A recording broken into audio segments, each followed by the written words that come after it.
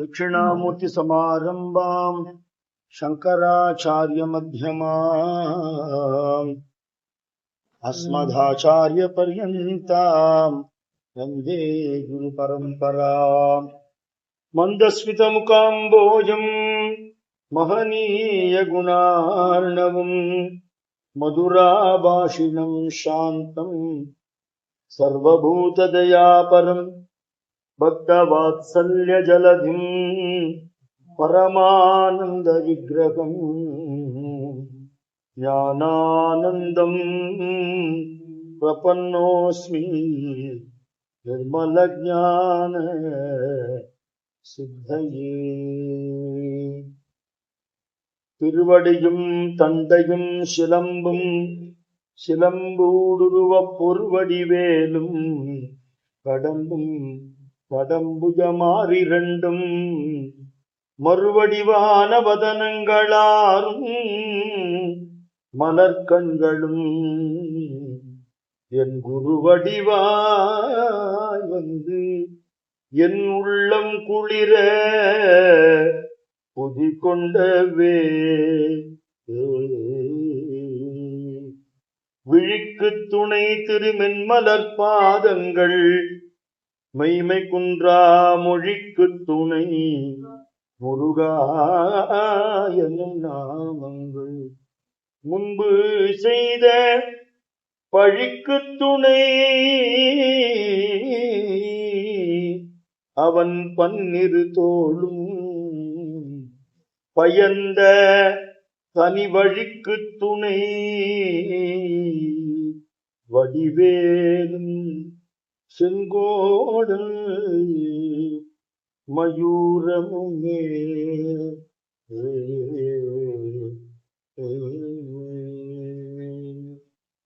வெற்றிவேல் முருகனுக்கு ஹரஹரோஹரா.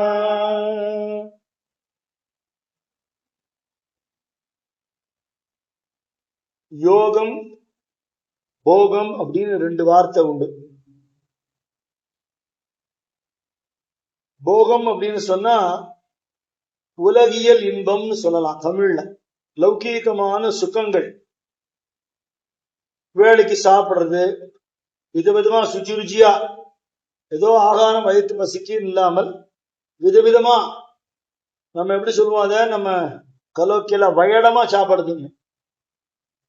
நல்ல நெய்ய நல்லா உருக்கி விட்டுண்டு சுட சுட, இது போகம், போக்கியம். ஏதோ ஒரு வஸ்திரம் உடுத்திக்கணும் இல்லாமல் விதவிதமா டிசைனா அழகழகா வஸ்திரம் உடுத்திக்கிறது. எப்படி எல்லாம் முடியுமோ அப்படி நம்மளை அலங்காரம் பண்ணிக்கிறது. ஏதோ ஒரு இடத்துல இருந்தா போருமே நினைக்காம நல்ல வசதியா இடம் வாங்கி நல்ல வீடு கட்டிண்டு சௌக்கியமா கிரகப்பிரவேசம் பண்ணி, சில பேர் ஒரு வீடு வாங்கினா திருப்தி அடையாமல் வீடு வீடா வாங்கிட்டு இருப்பான். அதனாலதான் இந்த வீட்டுக்கும் அந்த வீட்டுக்கும் ஒரு வித்தியாசம் தெரியறதுக்கா இதுக்கு வீடுன்னு பேரு, அதுக்கு வீடு பேருன்னு பேரு. மோட்சத்துக்கு நிறைய வீடு வீடா வாங்கி போட்டு இருப்பான். அப்புறம் ஏதோ ஒரு கார் போறதுக்கு வரதுக்கு ஒரு வண்டி இருந்தா தேவை, நிறைய வசதிகள் பண்ணிக்கிறது தப்பு கிடையாது. இது போக வாழ்க்கை. இதெல்லாம் இல்லைன்னா மனுஷா மதிக்க மாட்டாங்கிறது ஒண்ணு இருக்கு. வெளியில போறத போட்டுக்கிறதுக்காவது ஒரு செயின் வேணும்னு வச்சுப்பான். கழுத்தை அப்படி உத்து பாப்பா, கழுத்துல செயின் இல்லையான்னு. அதெல்லாம் ஒரு மரியாதை. கையில மோதிரம் இருக்கணும், கழுத்துல செயின் இருக்கணும், நகை நட்டு இருக்கணும். இதெல்லாம் சொசைட்டிக்காக, சமூகத்துக்காக சிலதெல்லாம் தேவைப்படுறது. என்னையே சில பேர் கேட்பா, நீங்க நங்கநல்லூர்ல ஒரு வீட்டுல இருந்தாலே அந்த வீடு என்ன ஆச்சுன்னு கேட்பா. அது அதே இடத்துலதான் இருக்குன்னு. அவ கேள்வி என்னன்னு எனக்கு தெரியும். இப்ப மாம்பழத்துல ஒரு வீடு இருந்து அதுவும் அங்கேயேதான் இருக்குன்னு. அது கேட்கல, நீங்க இங்கேயே வந்துட்டா? இங்கேயே வந்துட்டேன். இப்ப இந்த வீடு என்ன பண்ணல, நான் ஒண்ணும் பண்ண முடியாது, அதோட ஓனர் வேறன்னு. வாடகைக்கு இருக்கான்னு ஏற இறங்க பாக்குறான். சொந்த வீடு கூட வாங்காம ஒரு மனுஷன் நடமாடுறானே உலகத்துல அப்படின்னு. அடிப்படை வசதிகளுக்கு மேலையும் வசதிகள் தேவைப்படுறது வாழ்க்கையில. சமூகத்துக்காவது ஏனோ தானும் இருக்க முடியாது. இதுதான் நம்மளோட சம்சார வாழ்க்கை, போகத்திலேயே ஊறினது. யோகம்ங்கிறது என்ன அப்படின்னா, இதுல இருந்து விலகி பகவான் அடையறதுக்கு மட்டும்தான் மனுஷ வாழ்க்கை, இந்த லௌகீகத்துக்காக இல்லை அப்படிங்கிற எண்ணத்தோட ரிஷிகள்லாம், எத்தனையோ ரிஷிகள், மகான்கள், சித்த புருஷாலாம் காட்டுல தபஸ் பண்றா, திருவண்ணாமலையில இன்னைக்கும் பிரதட்சணம் பண்ணினா நிறைய சித்தர்கள் யோகிகள்லாம் இருக்கான்னு சொல்லுவா. வெடிகாத்தால போனா அவ கண்ணில் படுவான்னு சொல்லுவா. கொல்லிமலை மாதிரி இருக்கிற பொதிகை மலையில அந்த மாதிரி இடத்துல எல்லாம் இன்னைக்கும் சித்தர்கள் யோகிகள்லாம் இருக்கா. வெளி உலக தொடர்பே அவளுக்கு இருக்காது. எங்கேயோ இருப்பா காட்டுல. திருவண்ணாமலை மலை மேலெல்லாம் நான் போய் பார்த்திருக்கேன். ஜடாமுடியோட நிறைய சாதுக்கள்லாம் இருக்கா, நானே பார்த்திருக்கேன். அவ வெளி உலக தொடர்பே இருக்காது. ஹிமாலயாஸ்ல கேட்கவே வேணாம், தப்போ பூமி அது இல்லையா. அங்க சாதாரணமா அங்க எல்லாம் 12 மாசமா நம்ம இருக்க முடியாது. குளிர் காலத்துல இறங்கி வந்துடணும். இப்படி தாங்க முடியாத குளிர்ல கூட அங்கேயே இருக்கிற சாதுக்கள்லாம் இருப்பான். சுவாமி 12 மாசமும் அங்கேயே மலை மேலேயே இருப்பாரு ஹிமாச்சலத்துல. வெறும் கோமணம் மட்டும் கட்டிட்டு இருப்பாராம். அந்த படம் தான் கீழே நம்ம பாக்குறோம், ஜடையோடு இருக்கிறது. அப்படிலாம் இருந்திருக்கா. அப்படி ஒதுங்கி தபஸ்விகளா இருப்பான். அவளுக்கு யோகிகள்னு பேரு. யோகிகளுடைய ஹிருதயங்கிறது எப்பவுமே ஒடுங்கியே இருக்கும். பகவானை நினைச்சு அந்த தியானத்திலேயே இருக்கும். நம்மளோட மனசு படர்ந்து இருக்கும். எல்லாம் ஊர்ல இருக்கிற விவகாரத்தை எல்லாம் பார்த்தேன். வாத்துல நடக்கிறது, அவாத்துல நடக்கிறது, அந்த தெருல நடக்கிறது, இந்த தெருல நடக்கிறது, இந்த ஊர்ல என்ன நடக்குது, அடுத்த ஊர்ல என்ன நடக்கிறது, அடுத்த ஸ்டேட்ல என்ன நடக்கிறது, அடுத்த கண்ட்ரியில இப்படி நம்மளோட மனசு படர்ந்து இருக்கும்.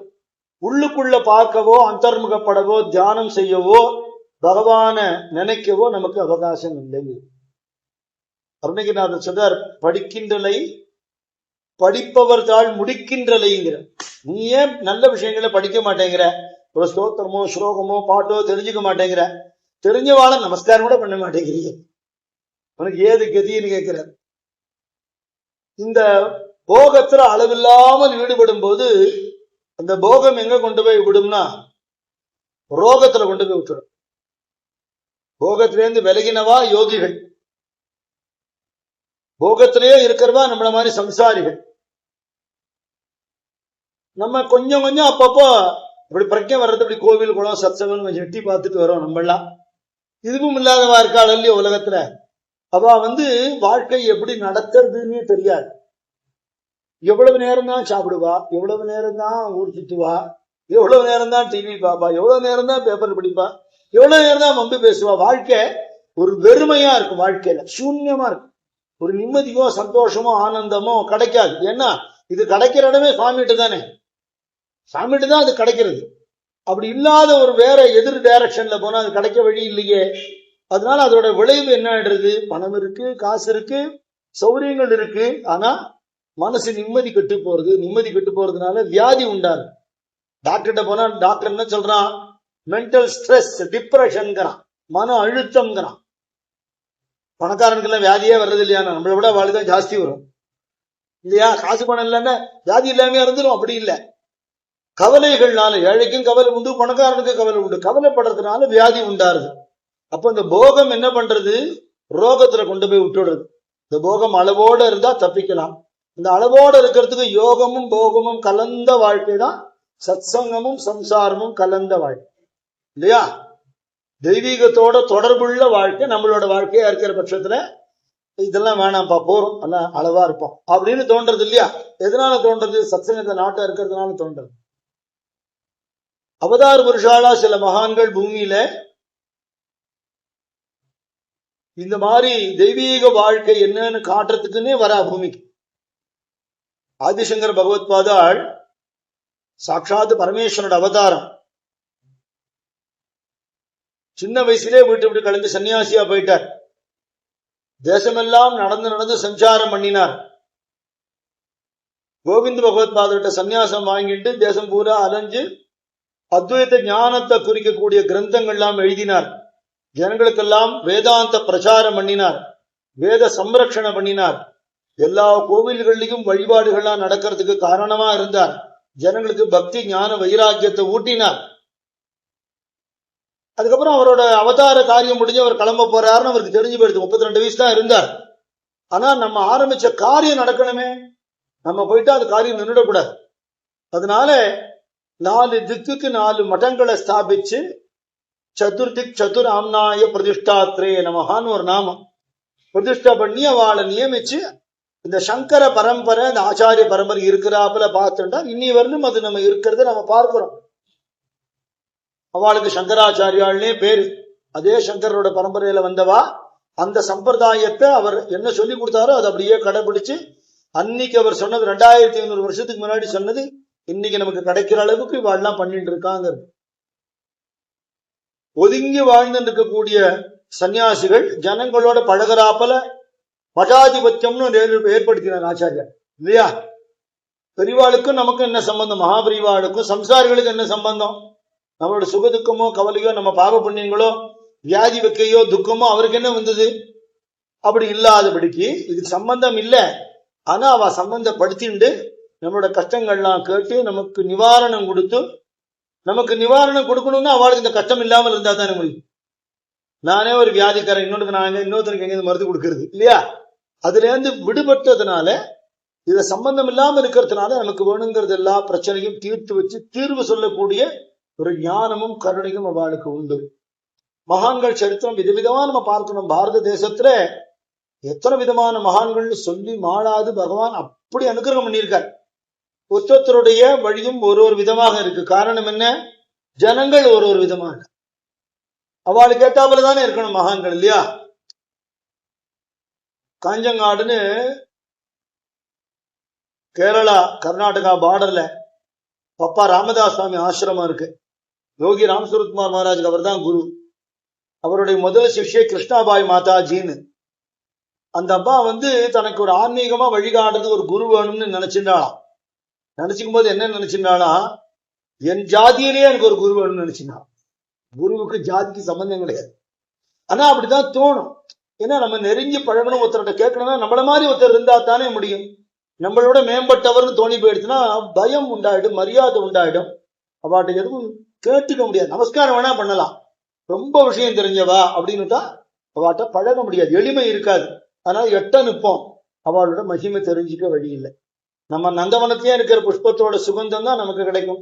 எங்கேயோ காட்டில் இருக்கிற புஷ்பத்தோட சுகந்தம் நமக்கு இங்க வர்றதுக்கு வழி இல்லையா இல்லையா? அதனால அது மாதிரி தோணுமா, நமக்கு ஏத்தாப்புல இருக்கணும்னு தோணுமா. அதுக்காக பகவான் எப்படி பண்றார்? யார் யாருக்கு எந்தெந்த மாதிரி மனோபாவனை இருக்கோ அந்தந்த மாதிரி மனோபாவனை இருக்காப்புல மகான்களை உலகத்துக்கு அனுப்புறார்.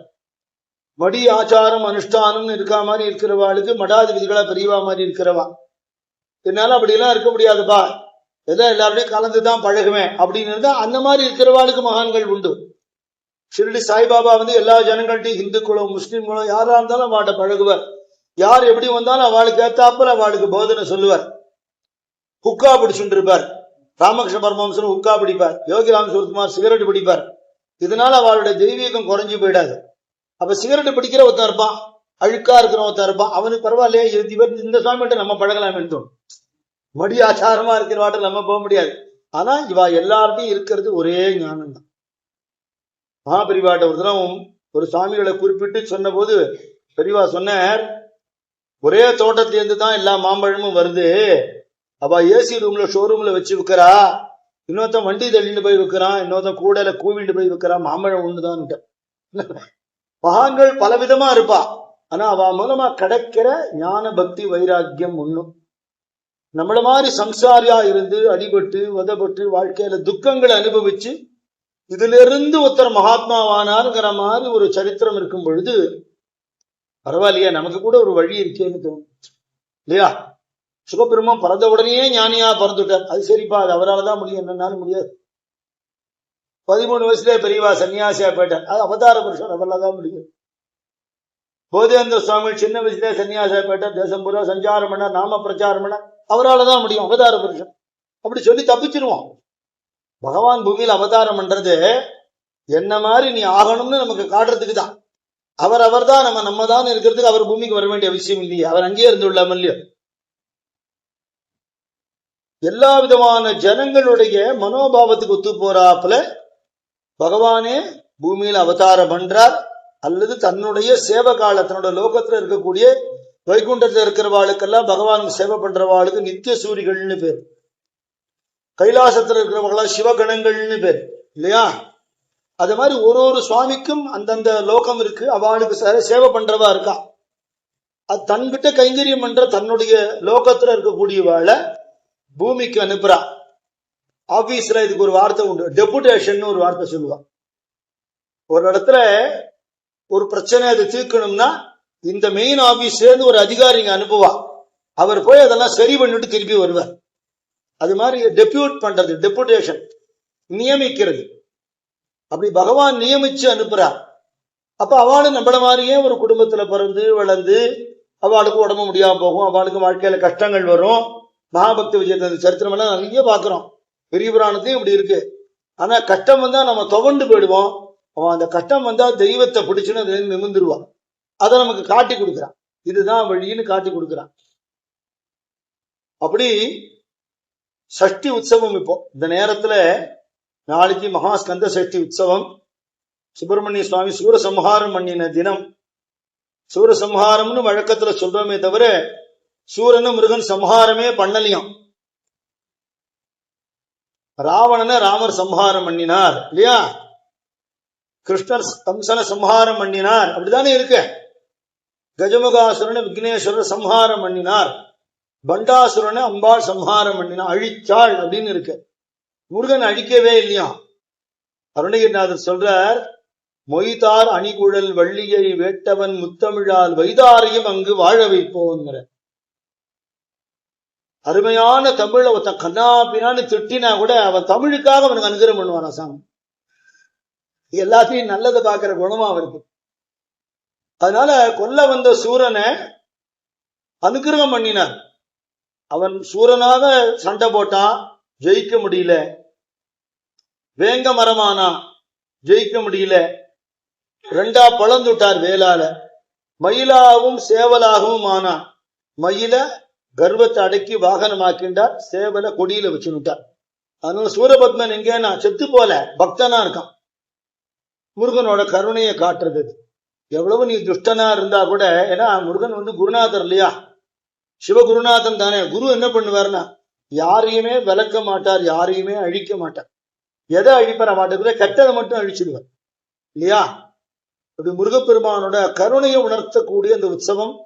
இந்த 6 நாளும் அவரோட யுத்தம் பண்ணி, இந்த யுத்தத்துக்கு நடுவிலேயே யுத்த ஆரம்பத்திலேயே அசுரர்கள் கை ஓங்கி இருக்கிறதுனாலே அவர் கையில சக்தி ஆயுதம்னு இருந்தது. சூலம் எல்லாம் வச்சுட்டு இருந்தார் முதல்ல.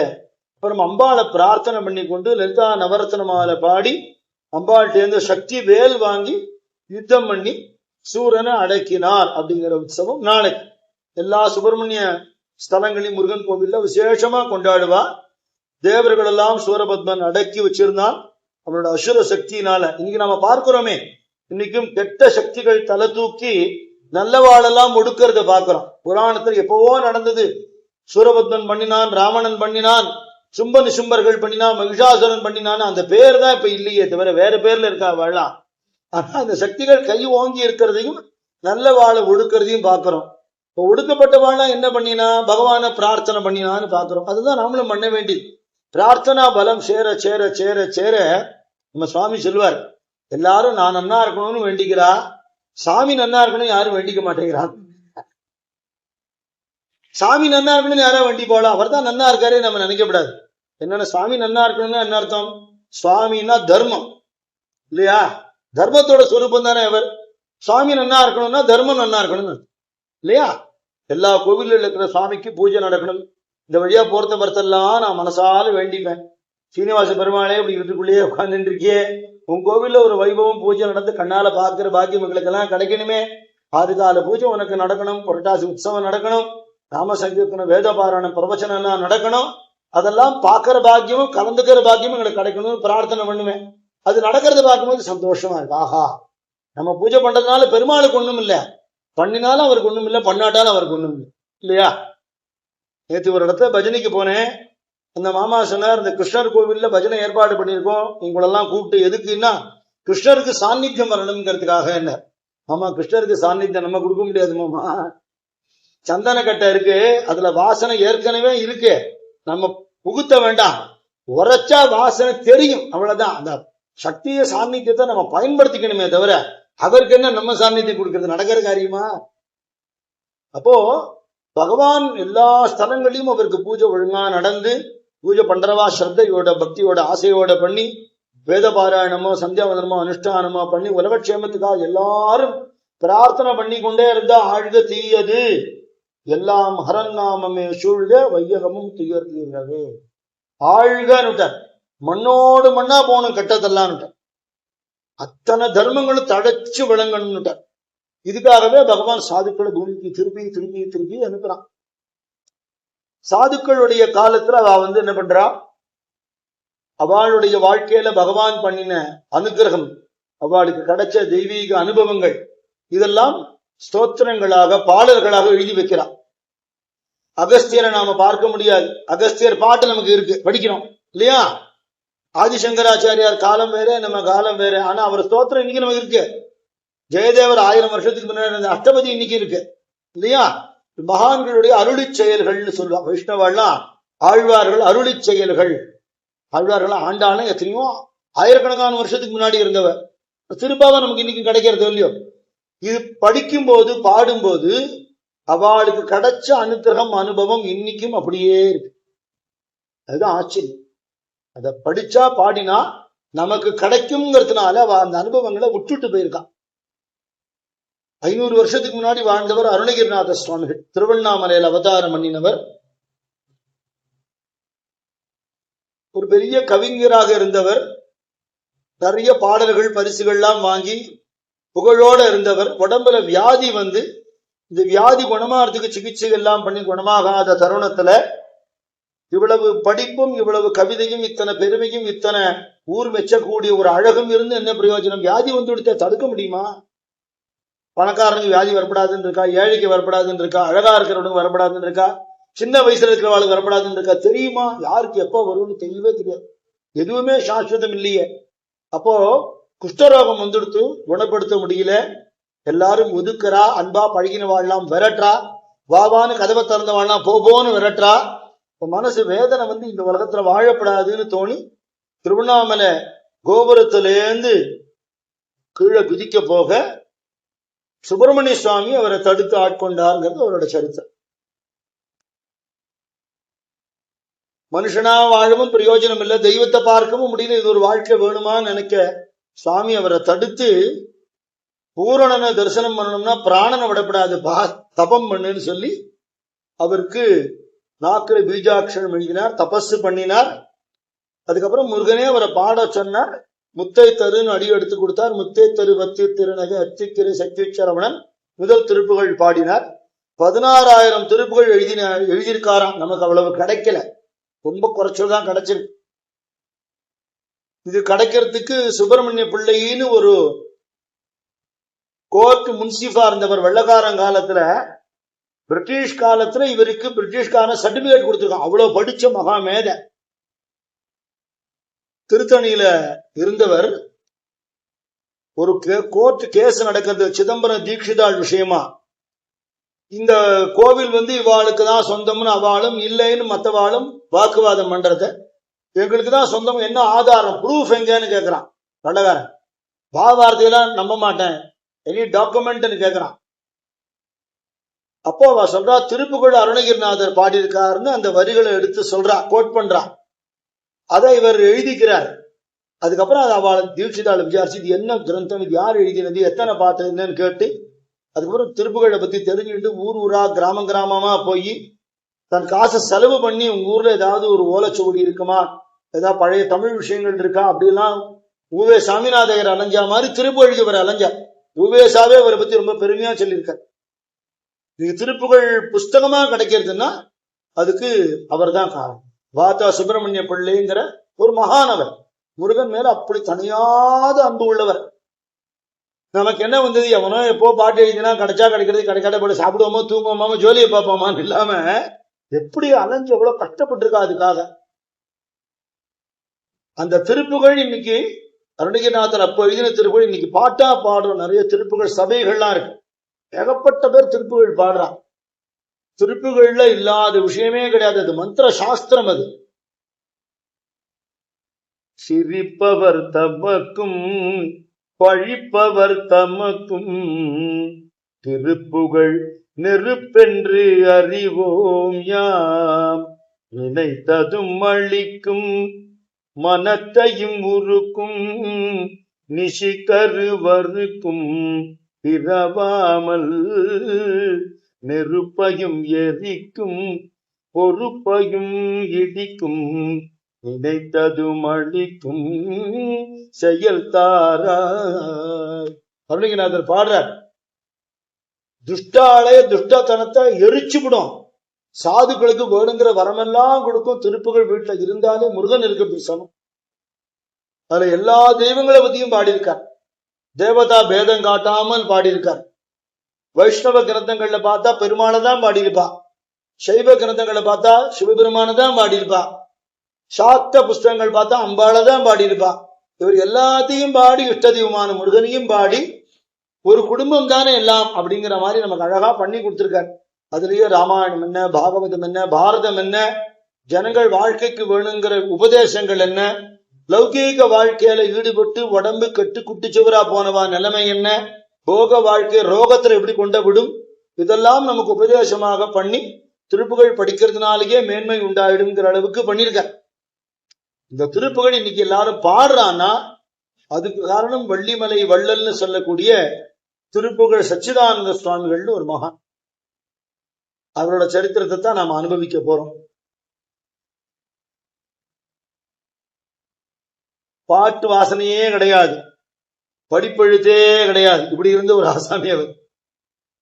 பிரமாதமா படிச்சவர் இல்ல, ஆனா அவனாவே தெரியாதுன்னா திருப்புகழ் எங்கேருந்து தெரிஞ்சுக்கிறது? சங்கீதம்னால என்னன்னு தெரியாது, சங்கீதமும் தெரியாது, இங்கீதமும் தெரியாது. முரட்டு ஆசாமி. இவரை தெய்வம் எப்படி ஆட்கொண்டதுங்கிறது தான் சரித்திரம். சாட்சாத்து வள்ளிய நேர வந்து அவருக்கு சங்கீதம் கத்து கொடுத்து அப்படி பாடுவார். திருப்புகழ் பாடினார்னா அத்தனம் பெரிய பெரிய வித்வான்கள்லாம் வந்து ரசிச்சு கேட்பான். அவரோட சிஷ்யர் தான் சாதுராம் சுவாமிகள். சாதுராம் சுவாமிகளை பல பேருக்கு தெரிஞ்சிருக்கலாம். டிவில எல்லாம் கூட ஒரு ப்ரோக்ராம் எல்லாம் வந்திருக்கு. அவர் இப்ப இல்ல, அவர் முருகன் சரணத்தை அடைஞ்சு விட்டார். அவரோட சிஷ்யர் தான் அவர். நமக்கெல்லாம் ரொம்ப வர பழக்கம் உண்டு. நம்ம சுவாமிகிட்ட நிறைய அனுகிரகம் வாங்கின்றவர் சாதுராம் சுவாமிகள். திருச்செங்கோடுங்கிற ஒரு ஸ்தலம் எல்லாரும் கேள்விப்பட்டிருப்பேன், உங்களுக்கு நன்னா தெரியும். பவானி கிட்டக தெய்வ திருமலை செங்கோட்டில் வாழும் செழுஞ்சுடரேன் பாடல். வைவைத்த வேல்படை வானவனே மறைவேன் உனையினான் ஐவர்க்கு இடம்பெற கால் 2 ஒட்டி அதில் 2 கை வைத்த வீடு குலையும் முன்னே வந்து காத்தருளே. இந்த வீட்டுல நான் குடியிருக்கேன். நான் மட்டும் இல்ல, என் கூட 5 பேர் இருக்கா.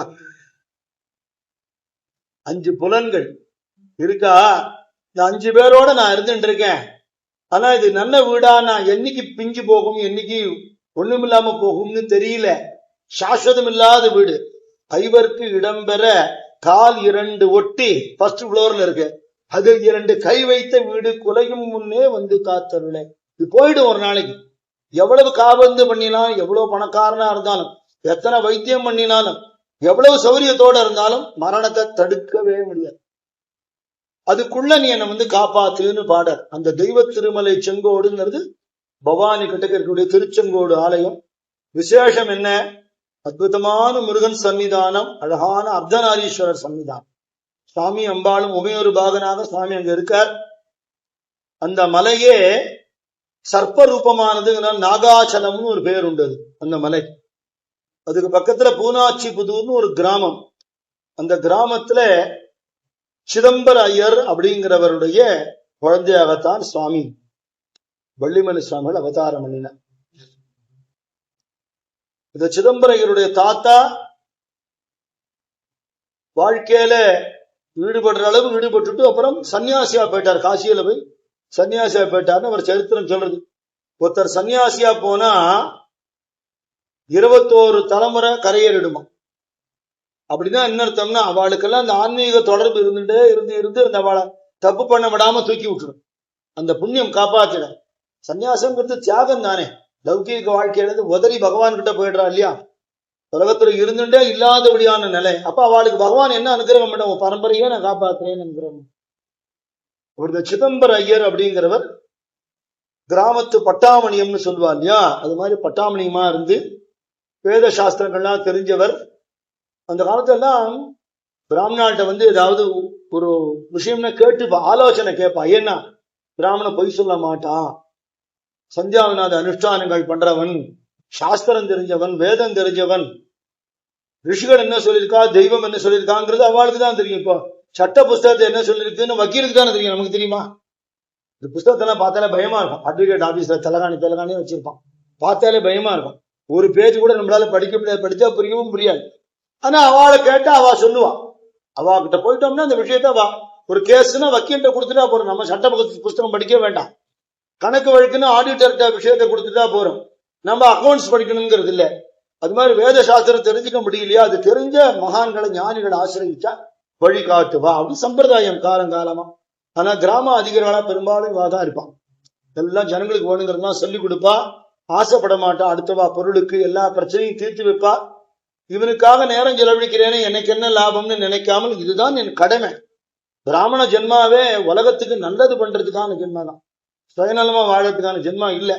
முடிஞ்ச அளவுக்கு கருத்தியாருக்கு உபகாரம் பண்ணிட்டே இருக்கணும். இதான் நம்ம கடமையே. அதுதான். இதுக்கு என்ன பிரயோஜனம்னு இல்ல, பண்ற சந்தோஷம் கிடைக்கிறது இல்லையோ அதான் சந்தோஷம் இல்லையா, அதான் நம்ம கிடைக்கக்கூடிய லாபம். ஒருத்தர் சாப்பாடு போட்டா அவ வயிறு நிறைஞ்சதை பார்த்தா மனசு குளிரணும்.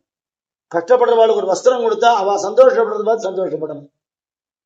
ஒருத்தருக்கு ஒரு பிரச்சனை நம்மளால முடிஞ்ச நமக்கு என்னன்னு ஒதுங்கப்படாது. என்ன முடியுமோ தலையிட்டு தீர்த்து இருக்கணும். அப்படிதான் காலங்காலமா இருந்திருக்கா. தேச சுதந்திர போராட்டத்திலேருந்து பார்த்தா அந்தணர்கள் கை நிறைய ஓங்கி இருந்திருக்கு. காரணம் தியாகம் தான் வாழ்க்கை, சுயநலமான வாழ்க்கை கிடையாது. அப்படிதான் இருந்திருக்கா. இந்த சிதம்பரம் ஐயருக்கு புத்திர பாக்கியம் இல்லை. ரொம்ப வருஷமாக குழந்தை இல்லையேன்னு வருத்தப்பட்டு இருந்தார். பொண்டாட்டிக்கு உடம்பு முடியாம இருந்தது. அந்த காலத்துல எல்லாம் புத்திர பாக்கியம் இல்லைன்னு இன்னொரு கல்யாணம் பண்ணி வைப்பா. அது மாதிரிலாம் வழக்கம் உண்டு. 2 கல்யாணம் 3 கல்யாணம் கூட பண்ணி வைப்பா. ஆனா பொண்டாட்டி சம்மதத்தோட, சாஸ்திர ரீதியா, திருட்டு கல்யாணம் கிடையாது. 2வது கல்யாணம் ஆச்சு. முதல் பொண்டாட்டி உடம்பு முடியாம இருந்தவ போய் சேர்ந்துட்டா. 2வது பொண்டாட்டிக்கும் வாழ்ந்தவர்கள். நமக்கு என்ன விதிச்சிருக்கோ அதானே நடக்கும் இல்லையா. நம்ம வேலை என்ன இருக்கு. ஒருத்தன் சுவாமிகிட்ட வந்தான், நான் தபோவனத்துக்கு நடக்கிறதெல்லாம் பகவானோட செயல், இறைவன் செயல்னு சொல்றாரு, அது நிஜம் நாரா சுவாமி. நான் சொல்றேன் மனுஷனோட செயல் தான். மனுஷன் நினைச்சா என்ன வேணா பண்ணலாம், தெய்வம் எல்லாம் கிடையாதுன்னு நான் சொல்றேன். சொல்லிக்கலாம், உன் விருப்பம், உண்மை இல்லைன்னு ஆயிடாதுன்னாரா. அவன் சொன்னா, கையில ஒரு பொறிவிலங்கா உருண்டை வச்சிருந்தான். இப்ப இதை நான் சாப்பிட போறேன், இது என்னோட முடிவு, இது சாப்பிட முடியுமா முடியாதா, கடவுளுடைய முடிவு என்னன்னு கேட்டாங்க. சாமி சிரிச்சுட்டே, உன் வயிற்றுக்குள்ள இது போகாதுன்னா, உங்க எதிர்க்கே நீங்க சொன்னது போய் நான் நிரூபிச்சு காட்டுறேன் ஆட்டுன்னா வாயில போட்டுட்டான். எல்லாரும் பாக்குறான். அவ்வளவு பேர் இருக்க சாமியை நம்ம முறியடிக்க போறோம்னு நினைப்புல பொறிவிலங்கா உருண்டையை கடிக்கிறதுக்கு நாக்க கடிச்சுட்டான். அவசரத்துல ஆன்னு கத்தினான். அது கீழே விழுந்தது. ஒரு நாய் தூக்கிட்டு போயிடுச்சு. இதைதான் சொன்னேன். அடுத்த அடி எடுத்து வைக்கணும்னா பகவத் சங்கல்பம் வேணும். உள்ள போற மூச்சு வெளியில வரணும்னா பகவத் சங்கல்பம் வேணும். கையுங்காலம் அசைகிறதுக்கு பகவத் சங்கல்பம் வேணும். கண்ணு சிமிட்டுறதுக்கு பகவத் சங்கல்பம் வேணும். இப்போ ஒரு நிமிஷமும் நம்ம பண்ற ஒரு காரியத்திலையும் தெய்வத்தோட சம்மதத்தோட, தெய்வத்தோட கிருபையோட நடக்கிறதுங்கிற எண்ணம் வர வர வர நான்கிற வார்த்தைக்கு என்ன அர்த்தம் இருக்கு? அபத்தம் இல்லையா? இல்லையா?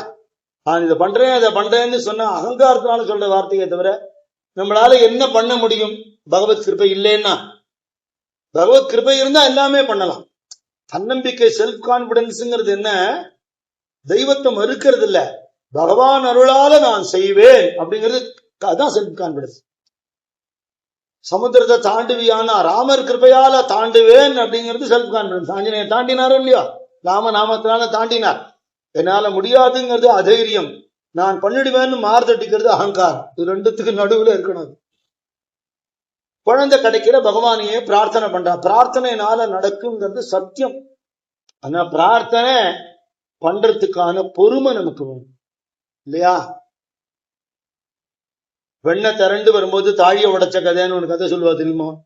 ரொம்ப நேரம் கடைஞ்சுட்டே இருந்துட்டு கை வலிக்கிறது, அடைச்சா இந்த வெண்ணெய் வரமாட்டேங்கிறது போ அப்படின்னு ஒரு கட்டை எடுத்து அடிச்சுட்டா வெண்ணெய் திரண்டு வர நேரம் அது. அது மாதிரி நமக்கு பொறுமை எழுந்து போயிடும். எந்த நேரத்துக்கு யார் யாரோட புண்ணிய பலனுக்கு எப்ப கதவு திறக்கும்னு இருக்கும் அப்பதான் திறக்கும் இல்லையா? யாருக்கு கிடைக்கணும்னு இருக்கோ ஈஸ்வர சங்கல்பம்னு விட்டுணும். எல்லாம் நடக்கிறதெல்லாம் உன்னோடைய இச்சை, உன்னோட கருணை அப்படின்னு அந்த தெய்வத்தை சார்ந்து வாழக்கூடிய வாழ்க்கையில துக்கத்துக்கு இடம் இல்லை. ஒரு நாளைக்கு இந்த அம்மா தோசைக்கு மாவு அரைச்சுட்டு இருக்கா. அந்த காலத்துல இருந்து மிக்சி கிரைண்டர் எல்லாம் கிடையாது இல்லையோ, கல்லுரெல்லாம் ஞாபகப்படுத்தி பார்க்கணும். இப்ப யாரு வீட்டுல இருக்கோ தெரியாது. கல்லுரெல்லாம் கொண்டு போய் கோவில் வச்சு சிவலிங்கம் ஆக்கினாலும் ஆக்கிடுவாங்க. இப்ப அதெல்லாம் இருக்கானே தெரியல. அப்படி தழுக்கா வேலை செய்யறது, இப்படி டேபிள்ல உட்காந்து இப்படி தட்டுறதுங்கிறதா இப்ப ஆயிடுத்து. அப்புறம் உடம்பு இழக்கணுங்கிறதுக்காக பார்க்க சுத்தி வாக்கிங் போறா. ஆத்து காரியங்களை ஒழுங்கா பண்ணிட்டு இருந்த அந்த காலத்து மனுஷாளுக்கு 80 வயசு ஆனாலும் வியாதி வராமல் இருந்திருக்கு. கோவில் குளம் சுத்திட்டு இருந்த வாளுக்கு வியாதி வைக்க இல்லாம இருந்திருக்கா, சந்தோஷமா இருந்திருக்கா. நவீனமா போக போக வியாதியில் அவஸ்தப்படுறோம். மாவு அரைச்சுட்டே இருக்கிறத ஏதோ சரசரான் சத்தம் கேட்கறது. என்னன்னு பார்த்தா பக்கத்துல 2 அடி தூரத்துல ஜம்ம பாம்பு படம் எடுத்து நிக்கிறது. உதறிடு. பாம்பு என்றால் படையும் நடுங்கும்னு தானே சொல்லுவா. இத்தனை பேர் இருக்கோம், இந்த பாம்பு அடிச்சிருவோன்னு தோணுது. அத்தனை பேர் அலறிட்டு ஓடுவாம்பா. எந்த நேரத்துல யாரை குத்தமோ என்ன பண்ணுமோ தெரியாது. வாஸ்தவத்துல அது நம்மளை பார்த்து பயப்படுறது, அதான் உண்மை. நம்ம அதை பார்த்து பயப்படுறோம். யாரு முந்திக்கிறாளோ அவளால அடுத்த வாளுக்கு கெடுது. யாரும் இல்ல, அவர் வேற வெளியில போயிருக்கார், பயந்து போயிட்டான். பக்கத்துல தானே நாகாச்சலம் இருக்கு, திருச்செங்கோடு இருக்கு. சுப்பிரமணிய சுவாமியை சர்ப்பரூபமா கும்பிடுறது வழக்கம் உண்டு, அம்பாள சர்ப்பரூபமா கும்பிடுறது வழக்கம் உண்டு. நீங்க நல்லா யோசிச்சு பார்த்தீங்கன்னா, இந்த அபிராமந்தாதி போன வருஷம் தேவி மகாத்மியம் சொன்ன போதுனா நான் ஒரு விஷயம் சொன்னேன். நம்மளுடைய உடம்புல மூலாதாரம் அப்படிங்கிற முதுகெலும்புக்கு கீழே அந்த ஸ்தானத்துல அம்பாள் சர்ப்பரூபமா இருக்கான்னு குண்டலினி சக்தி சொல்லியிருக்கு. இந்த குண்டலினி சக்திங்கிறது விழித்து எழக்கூடிய நிலை, அவேக்கனிங், அதுதான் ஸ்பிரிச்சுவல். யாருக்கு போகத்துல நாட்டம் குறைஞ்சு யோக சார்பா மனசு போறதோ அவளுக்கு அம்பாள் முழிச்சுருவா. அவளுக்கு ஆன்மீகத்துல நாட்டம் விழிப்பு உண்டாகும். இதுதான் ஆன்மீகம்னு காட்டுறதுக்கு தான் நம்ம இந்து தர்மத்துல எல்லா சாமிகிட்டையும் பாம்பு இருக்கும். நீங்க பாத்துருக்கலாம் இல்லையா? பிள்ளையார் இடுப்புல பெல்ட் மாதிரி கட்டிட்டு இருப்பார். முருகப்பெருமான் பக்கத்துல மயிலுக்கு கீழே இருக்கும். சிவபெருமான் உடம்பெல்லாம் அவர் தான் ஆர்னமெண்டே அவருக்கு, அதான் ஆபரணமே தான். அம்பாளுக்கு நாகாபரணம் உண்டு, சிரசு மேலையும் உண்டு. மகாவிஷ்ணு அதுலயே தான் படுத்துட்டு இருக்கார் இல்லையா? அவரோட மார்பிலேயே மகாலட்சுமி இருக்கா. அவளும் க்ஷீராப்தியில ஆயுதசேஷன் கிட்டே தான் அவளும் உட்கார்ந்துருக்கா. அந்த மகாவிஷ்ணுவோடைய நாபிலேயே தான் பிரம்மாவும் இருக்கார், அவர் நாக்கிலேயே சரஸ்வதியும் இருக்கா. எல்லா தெய்வத்துக்கும் நாக சம்பந்தம் இருக்கிறதுக்கு காரணம், பாம்புங்கிறதுல விஷமும் உண்டு, நாகரத்தனமும் உண்டு. அது மாதிரி இந்த புலன் உணர்வுங்கிறதுல உலகத்துல மயங்கி அழிஞ்சு போறதும் உண்டு, அதுல புலன் அடக்கம் இருந்து மேன்மை அடைஞ்சு ஞானியாறதும் உண்டு. ரெண்டையும் காட்டுங்க. பாண்டவனுக்கு தலைமையிலேயே பாம்பு இருக்கு, இது பார்க்கலாங்க. மேல நம்ம தர்மத்துல பிரதானமா அதுக்கு ஒரு வழிபாட்டுக்கு முக்கியத்துவம் கொடுத்திருக்கா. இது வெளியில இருக்கிற பாம்புன்னு எடுத்துக்க வேண்டாம், உள்ளுக்குள்ள இருக்கிற பாம்பும் அந்த கணக்கு தான். இந்த அம்மா பார்த்த உடனே நினைச்சுண்டா சுப்பிரமணிய சுவாமி வந்திருக்கார் அப்படின்னு, நீ என்ன ஒண்ணும் பண்ணிடாதே, புத்திர பாக்கியம் இல்லையே, நான் கவலையோட இருக்கேன், முருகனா வந்திருக்கேன், நான் உன்னை வணங்கி நமஸ்காரம் பண்ணிக்கிறேன். 12 அமாவாசைக்கு நான் திருச்செங்கோடு என் வீட்டுக்காரரோட வரேன், எனக்கு அனுகிரகம் பண்ணு கற்பூரம் ஏற்றி நமஸ்காரம் பண்ணினா. இதை தரையில 3 தரம் அடிச்சு சத்தியம் பண்ணிட்டு போயிடுச்சு. வீட்டுக்காரர் வந்த ஒண்ணு விஷயத்த சொன்னா, அதே மாதிரி ஒரு அமாவாசைக்கும் போகுதுன்னு ஒரு வழக்கம் வச்சுண்டா. சுவாமி கிருப்பையால முதல்ல ஒரு பொன் குழந்தை பிறந்தது, நாகம்மாள்னே பேர் வச்சா. அடுத்ததா ஒரு பிள்ளை குழந்தை பிறந்தது சில வருஷங்கள்ல, அவருக்கு அர்த்தநாரின்னு, அர்த்தநாரீஸ்வரர் தானே இருக்கார் திருச்செங்கோட்டுல, அர்த்தநாரின்னு பேர் வச்சா. ஆணும் பெண்ணும் சமம்னு இன்னைக்கு வாதிடுறா. என்னைக்கோ சுவாமி பாதி இடம் கொடுத்துட்டார், சிவபெருமானே கொடுத்துட்டார். அபிராமி அந்தாதியில ஒரு இடம் ரொம்ப அழகா இருக்கும். அன்று ஐயன் அளந்தபடி இருநாழி கொண்டு அண்டமெல்லாம் உய்ய அறம் செய்யும் உன்னையும் போற்றிங்கிற எல்லா பொறுப்பையும் அம்பாட்ட கொடுத்துட்டார் சுவாமி. அவர் பாட்டு விஸ்ராந்தியா ஒண்ணு தபஸ் பண்ணுவார், இல்ல டான்ஸ் ஆடுவார். இதெல்லாம் மேனேஜ்மெண்ட்டுக்கெல்லாம் வரவே மாட்டார். சாவி அம்மா கிட்ட தான் இருக்கும், இவர் தலையிட மாட்டார். ஆனா இவர்கிட்ட வாங்கிட்டு தான் அவன் செய்வான், அவளா செய்ய மாட்டான். ராமகிருஷ்ணன் சொல்ல ரொம்ப அழகான உபமானம் கொடுக்கிறார்.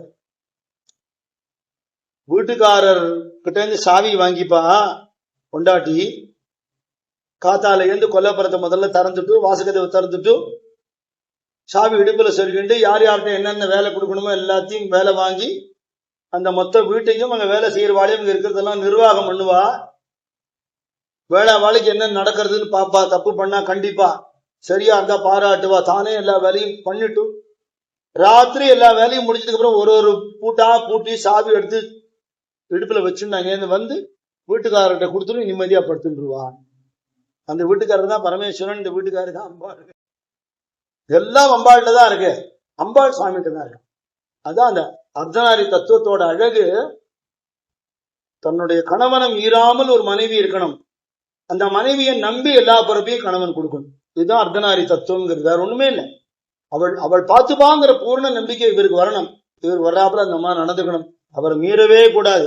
இவரும் அவளை கேட்காம எதுவும் பண்ணக்கூடாது. இது பகவான் காட்டி கொடுத்த தத்துவம். அந்த நாமத்தையே பிள்ளைக்கு வச்சுட்டான், அர்த்தநாரின்னு பேர் வச்சுட்டான். குழந்தைக்கு 5 வயசு ஆயிருக்கிற நேரத்துல சிதம்பரம் ஐயர் காலம் ஆயிட்டார். 5வது வயசுலேயே பிள்ளை அப்பாவை இழந்து, யாரோ உறவுகாராதான் அன்னைக்கு கர்மா பண்ணினா. ஏன்னா பூணலே போடல, அவனுக்கு 7 வயசுல தான் பூணல் போட முடியும், பூணல் போடல. அன்னைக்கு கர்மாவை யாரோ பண்ணிட்டான். எப்படி ஊர்ல இருக்கிறது அப்படின்னு இந்த அம்மாவுக்கு கவலை. குழந்தை 2 குழந்தைகளை வச்சுட்டு இருக்கணுமே, வீடு வாசல்லாம் நிலமெல்லாம் இருந்தா கூட ஒரு பொம்மை நாட்டி நம்ம தனியா எப்படி நிர்வாகம் பண்றதுன்னு ஒரு கவலை. அந்த அம்மாவுக்கு அவளோட சகோதரர் ஒருத்தர் கூப்பிட்டார், கங்காதரையர்னு பேரு. அவர் என்னோட ஊர்ல இருமா, நான் ஒரு ஹோட்டல் வச்சுட்டு இருக்கேன், வியாபாரம் பண்றேன். என்னமா அந்த காலத்துல அதெல்லாம் வழக்கம். கிரகஸ்தாளுக்கு என்ன கடமை அப்படின்னா செழுங்களை தாங்குதல்னு சொல்லுவா. அதாவது நம்ம உறவுகாரா யாரு கஷ்டப்பட்டாலும் அவளை வீட்டை கூட்டு வச்சுக்கலாம். அப்படி ஒரு காலம் கற்பனை பண்ண முடியுமா? இன்னைக்கு உன் தலையெழுத்து அனுபவி, எனக்கு என்ன வந்தது அப்படின்னு சொல்லாமல் நம்ம பந்துக்கள் யாரும் கஷ்டப்படக்கூடாதுன்னு நினைக்கணும். எந்த விதத்திலேயாவது அவளுக்கு உதவி செய்யணும். வீட்டை கொண்டே வச்சுப்போம். அந்த காலத்துல நஞ்சுண்டராமன்னு ஒரு பக்தர் இருந்தார், விவேகானந்த சுவாமிக்கு. அவர் பெரிய டாக்டர்.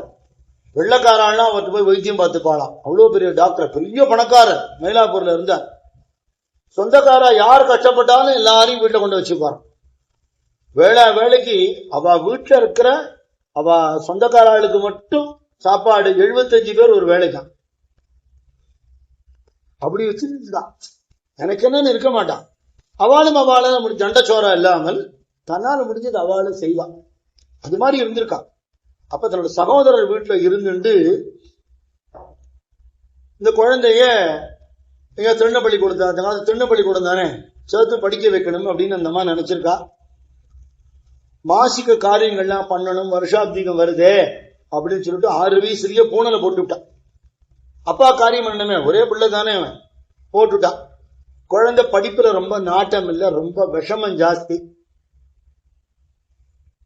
கிராமத்துல எல்லாம் அந்த காலத்துல எல்லாம் என்டர்டெயின்மெண்ட்டுங்கிறது என்ன, சினிமா டிராமா எல்லாம் கிடையாது, தெருக்கூத்து தானே. தெருக்கூத்துலயும் புராண நாடகம் தான் போடுவா.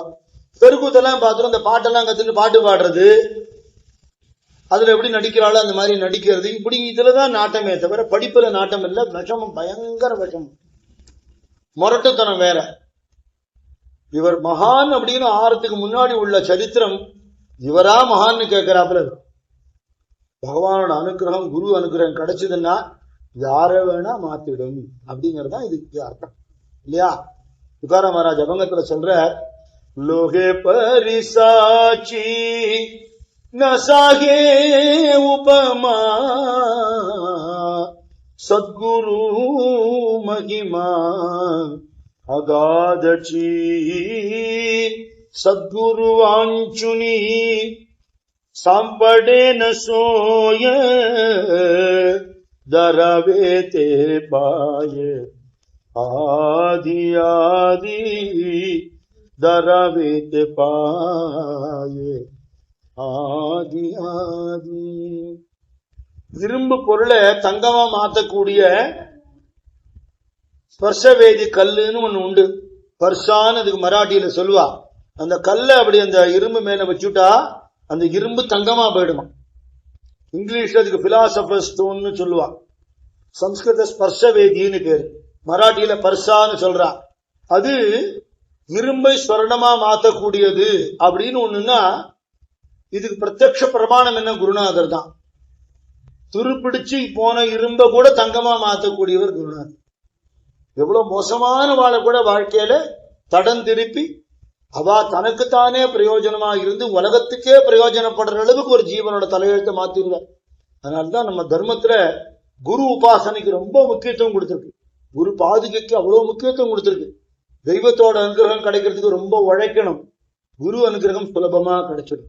அதுக்காகவே தான் அவ பூமியில் அவதாரம் பண்ணி நடமாடி நம்ம கூடவே உட்காந்துருக்கான். நம்ம பக்கத்திலேயே இருக்கிறதுக்கு காரணம் நம்மளை கடத்தேற்றத்துக்கு தானே இல்லையா?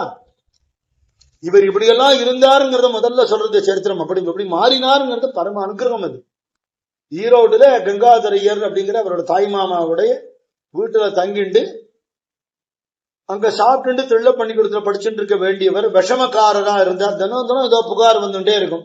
ஒரு நாளைக்கு என்ன பண்ணிவிட்டார், இந்த காளிங்கராயர் மடுன்னு ஒரு மடு உண்டாம் ஈரோடுல. அதுல இவர் நல்லா நீச்சல் போடுவார். 6-7 வயசுல எல்லாமே நீச்சல் தெரிஞ்சவர். கூட படிக்கிற பையன் ஒருத்தனை பேசுறாப்பற கூட்டின்னு போய் தண்ணியில் பிடிச்சி தள்ளி விட்டார். அது ஒரு விளையாட்டு. தப்புன்னு தெரியல, விபரீதம் தெரியல, 6-7 வயசு புத்தி இல்ல. அவன் பழைக்கப்பட்ட பாடு பெருமாடா போச்சு, எல்லாரும் சேர்ந்து காப்பாத்திட்டான். இவர் ஒண்ணுமே தெரியாத ஒரு ஆட்டு கம்முன்னு வந்துட்டார் அர்த்தநாள். உடனே அவ பிள்ளைய பெத்தவர் அங்கேருந்து வந்து ஹோட்டல்ல வந்து கங்காதர சத்தம் போட்ட உடனே என்னைய வளர்த்து வச்சிருக்க பிள்ளைங்க என் பிள்ளைய கொல்ல தெரிஞ்சான் அப்படின்னு உடனே இவர் பார்த்தார்.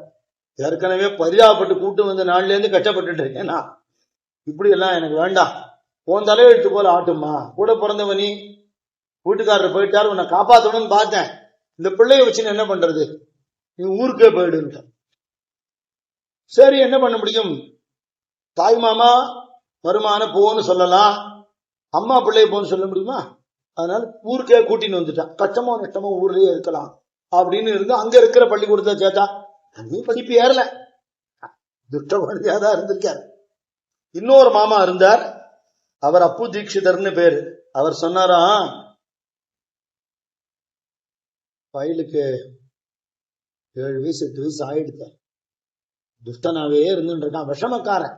துஷ்டன்னு சொல்லப்படாது, விஷமக்காரன். சின்ன பையன் தானே, அறியாத வயசு, அவனுக்கு பொறுப்பு வரணும். என் பொண்ணை கல்யாணம் பண்ணி கொடுத்துடுறேன்,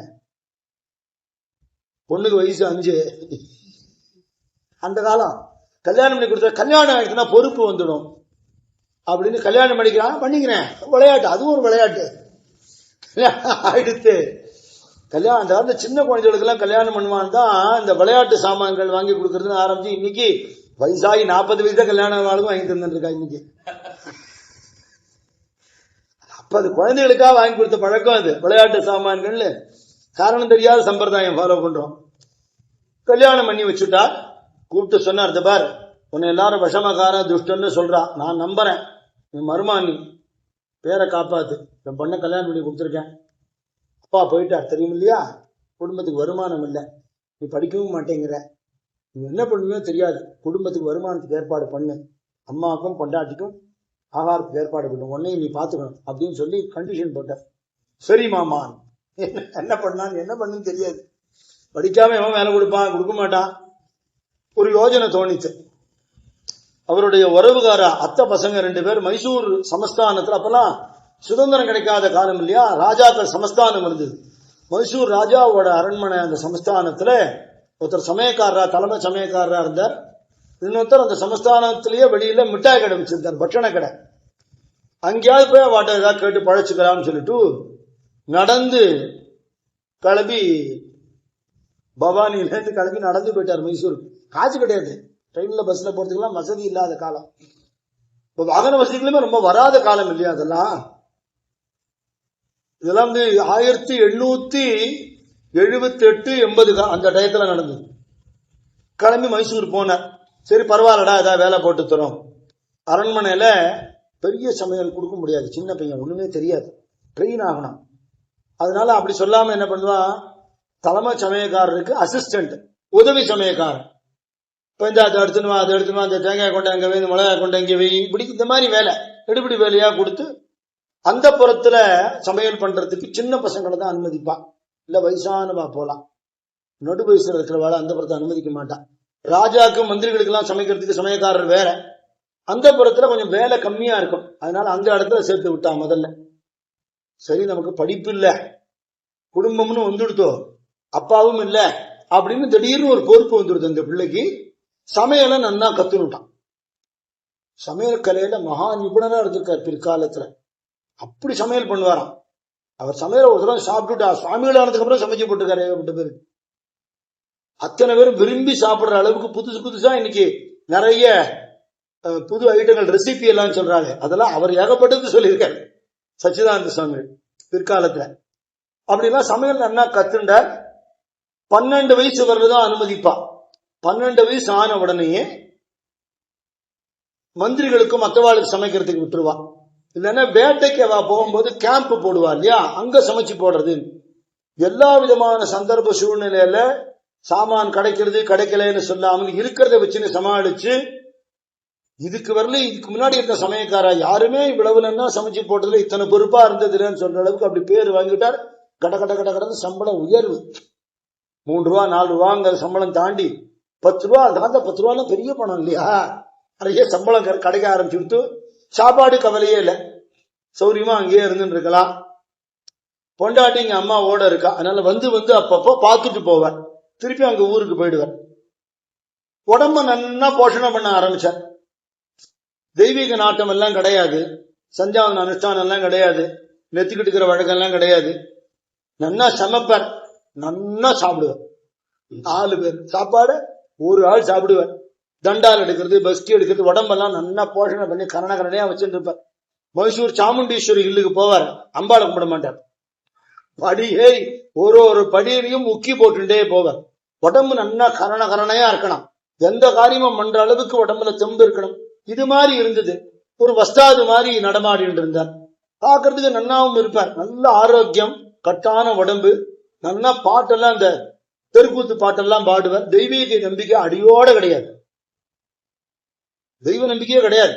யாராவது ஏதாவது சொன்னா கடவுள்னு ஒருத்தர் இருக்காரு, நீ பார்த்திருக்கியா, யாரோ சொல்றா நீ இருக்காருங்கிறிய, இருந்தா என்கிட்ட காட்டு அப்படின்னு கேட்பார். யாரோ உங்க தாத்தா அப்பா எல்லாம் விபூதி வச்சிருந்தானே நீ எதுக்கு வச்சுக்கிற அப்படின்னு கேட்பார். அப்படி நாஸ்திகராகவே தான் இருந்தார் அவர். ஒரு சமயம் அவ சொந்தக்காரா கல்யாணத்துக்கு கூப்பிட்டு இருந்தா, அங்க போயிருந்தார்.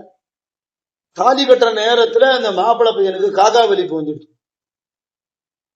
ஏமாத்தி கல்யாணம் பண்ண இருந்தான்னு சொல்லி அந்த பொண்ணு வீட்டுக்கார சத்தம் போட்டு, இப்போ இந்த காலம் மாதிரி கிடையாது. இந்த காலத்துல டைவர்ஸ் எல்லாமே சர்வசாதாரணமா நடக்கிறது. அந்த காலத்துல ஒரு பொண்ணுக்கு நிச்சயமாகி கல்யாணம் ஆகலைனால பயப்படுவா, இனிமே யார் பண்ணிப்பாளோ அப்படின்லாம் பயப்பட்ட காலம் உண்டு. இந்த மாப்பிள்ளைய போன்னு சொல்லிட்டான். இப்போ இந்த பொண்ணு அழறது. கல்யாணம் வீட்டுல முகூர்த்த நேரத்துல அது நடந்துடுச்சு. சொந்தக்கார ஒருத்தரை பார்த்தார், அர்த்தநாரி, தப்பு கிடையாது, ஆபத்துக்கு தோஷம் இல்லை, நின்னா இருக்க சின்ன பையன், கல்யாணம் பண்ணிக்கோன்னு. ஊர் ஒத்தி இருக்காளு, சுப்புலட்சுமின்னு ஊர்ல இருக்கா, இந்த பொண்ணை கல்யாணம் பண்ணினுட்டான். அந்த பொண்ணுக்கு வாழ்க்கை கொடுத்தேன், கல்யாணம் பண்ணினுட்டார். அதுக்கப்புறம் வீட்டுல வந்து சொன்னார், பிரச்சனை வந்திருக்கும், இல்லைன்னு சொல்ல முடியாது, நீ அம்மாவோட இங்கேயே இரு, அவளை அங்கேயே இருக்கட்டும், நான் அவளையும் கவனிச்சுக்கிறேன் உன்னையும் கவனிச்சுக்கிறேன் அப்படின்னு இருந்தா. 2 குடுத்தனமா இருந்தா. இது பூரா போகத்திலேயே இருந்த வாழ்க்கை. லௌகீகம் லௌகீகம் போகம். வாழ்க்கைய வெட்டித்தனமா போக்குறது, பொழுது போலியா யார்த்தையாவது அரட்டை அடிக்கிறது, குத்து சண்டைக்கு போறது, விதவிதமா சாப்பிடுறது, உடுத்திக்கிறது, ஊர் சுத்துறது, உல்லாசமா இருக்கிறது, இப்படிதான் வாழ்க்கை. இது வீணா போயிடுச்சேன்னு பின்னாடி வருத்தப்படுற மாதிரி அருணகிரிநாதர் பாடுறார். அவமாயை கொண்டுலகில் விருதாலைந்துழலும் அடியேனை அஞ்சல் என வரவேணும், அறிவாகமும் பெருக இடரானதும் தோலைய அருஞான இன்பமது அவமாயை கொண்டு உலகில் விருதா அலைந்து விடலாம். விருதான வெட்டித்தனம். இப்படி நான் இருந்துட்டேனே என்னை காப்பாத்து முருகாங்கிற அப்படி கேட்க கூட இவருக்கு தெரியாது. தெய்வ நம்பிக்கையே இல்லையே. பகவான் வந்து ஒரு சோதனை கொடுக்கறதுங்கிறது எதுக்கு? சோதனைனால வேதனை எதனால வருதுன்னா அவரை மறந்துட்டோம், அவரை நினைக்கணுங்கிறதுக்காக. அப்பர் சுவாமிகளுக்கு வைத்த வலி கொடுத்தார் இல்லையா பரமேஸ்வரன், அது வந்து நம்ம இந்து தர்மத்தை சைவ சமயத்தை இகழ்ந்து பேசி சமணர்களோடு சேர்ந்து சிவ துவேஷம் பண்ணிட்டு இருந்தவர், வேத துவேஷம் பண்ணிட்டு இருந்தவர். வைத்த வலி வந்து வைத்தியத்தினால குணமாகல, மாந்திரிகத்தினால குணமாகல.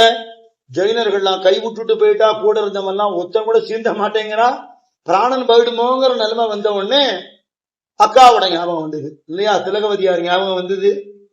பக்கத்துல இருக்கிற சேவ பண்டவனை கூப்பிட்டு, அப்ப இவருக்கு மருள் நீக்கின்னு பேரு அப்பர் சுவாமிகளுக்கு, நீ போய் விபூதி வாங்கிட்டு வா அக்காட்டேன்னா.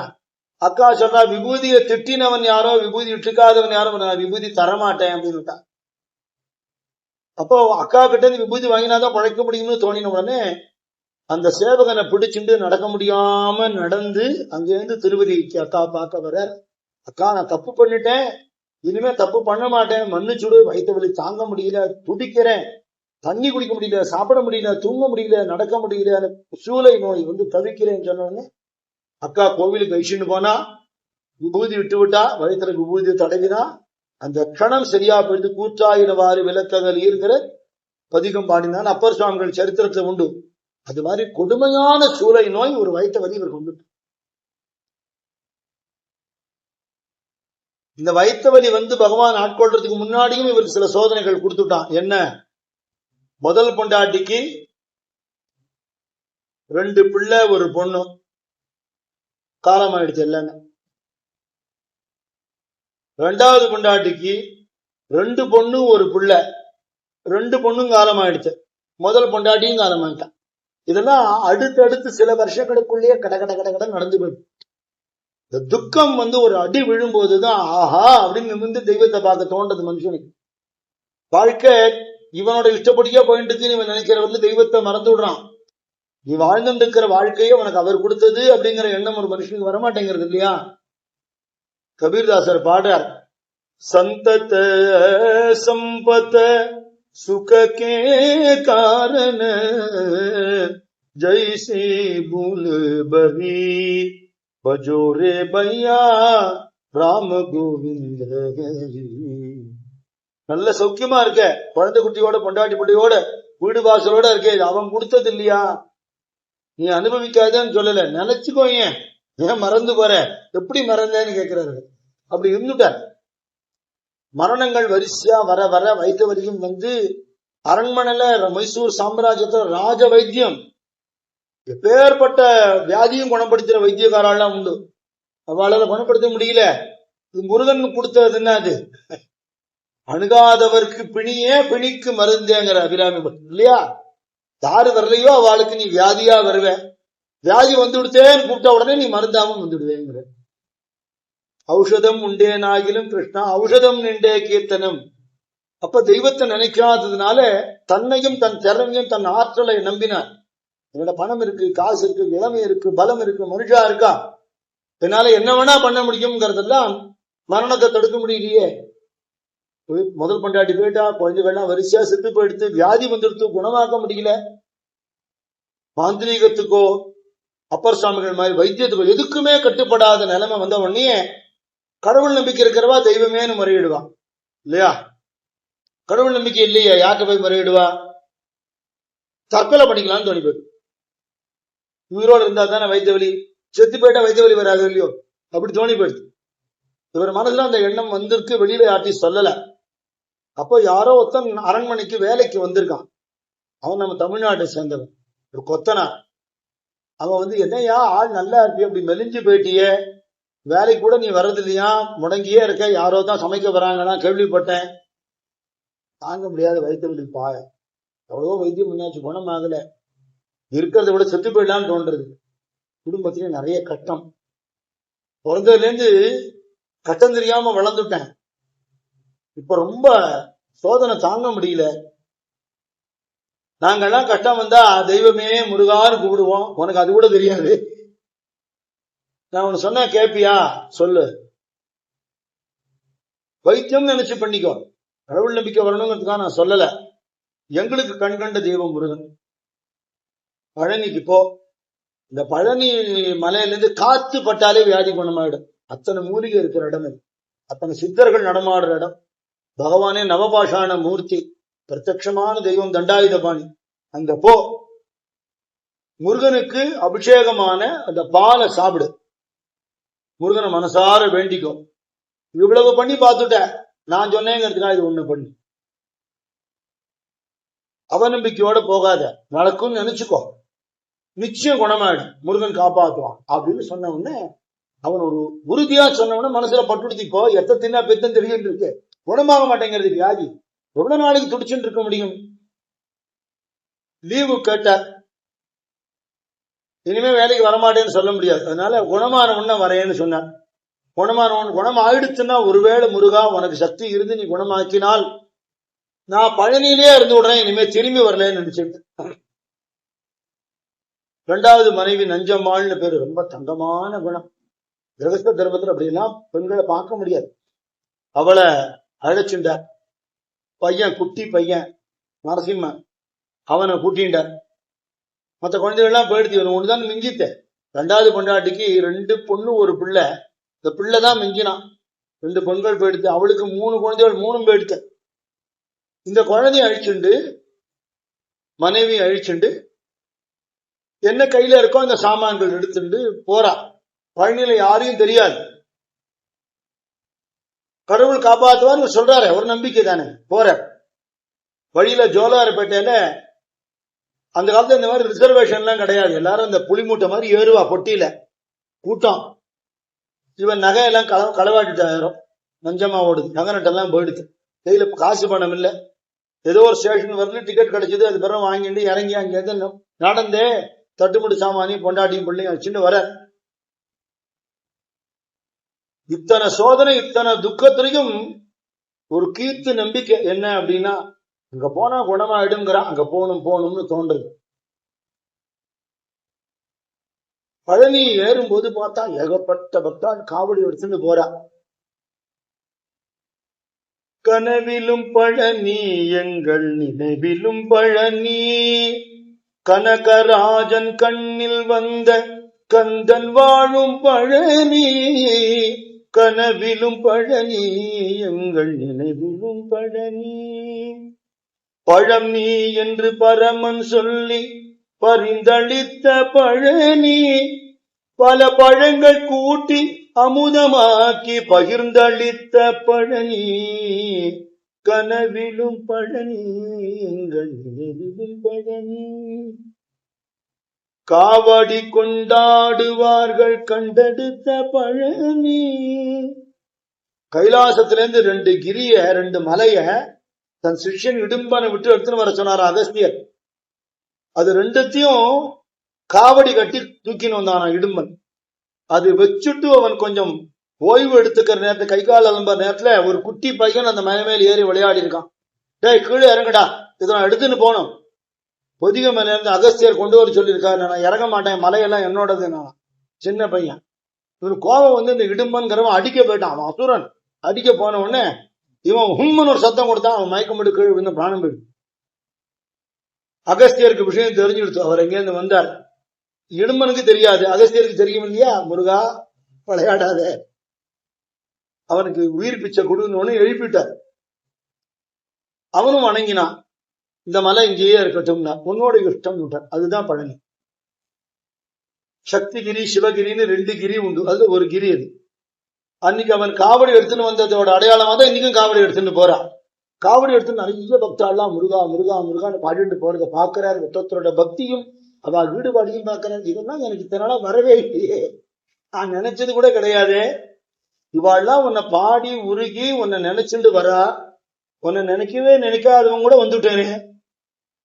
இது இவ்வளவு தெய்வீகமான மலை. அது பார்த்தாலே அதோட தெய்வீகம் தெரிகிறதே. இது ஏதோ ஒரு சாநித்தியம் இருக்குன்னு தெரிகிறதே. இந்த மலையை நெருங்கவே வயிற்று குறைஞ்சுட்டே வருது. ஒரு ஆச்சரியம் வந்துடுச்சு. உன்னையே குலதெய்வமா இஷ்ட தெய்வமா கும்பிடுற எத்தனையோ பக்தாள் இருக்கா. உன்னை நினைச்சு கூட பார்க்காது எனக்கு நீ தயவு பண்ணிட்டியா, எனக்கு குணப்படுத்த போறியா முருகா அப்படின்னு மனசுல நினைச்சுட்டே வர. இந்த அவரோட பாவத்துக்கு ஏத்தாப்புல திருப்புகழ் இருக்கு. ஆனா அப்படி ஒண்ணு இருக்குன்னு அவருக்கு அப்ப தெரியாது. சரண கமலாலயத்தை அரை நிமிஷ நேர மட்டில் தவமுறை தியானம் வைக்க அறியாத சடகஷட மூட மட்டி பவவினையிலே ஜனித்த தமியேன் மிடியால் மயக்கம் குருவேனோ. தருணம் இதையா முருகையா,